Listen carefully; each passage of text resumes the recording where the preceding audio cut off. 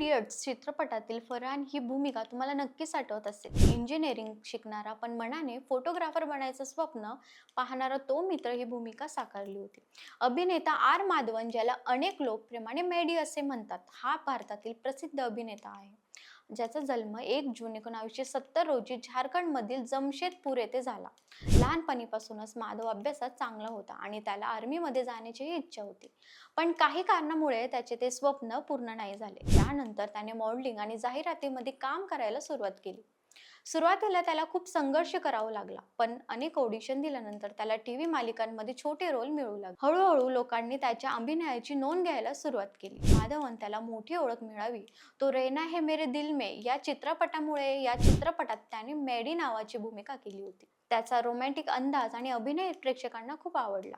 त्यानंतर तो हिंदी आणि तामिळ चित्रपटसृष्टीत लोकप्रिय झाला. नंतर त्याने अनेक यशस्वी चित्रपट केले. विशेषतः थ्री इडियट्स हा चित्रपटात त्याने फरहानची भूमिका केली आणि तो चित्रपट खूप गाजला. त्याशिवाय त्याने रॉकली द नंबी इफेक्ट हा चित्रपटात वैज्ञानिक नंबी नारायण याची भूमिका केली.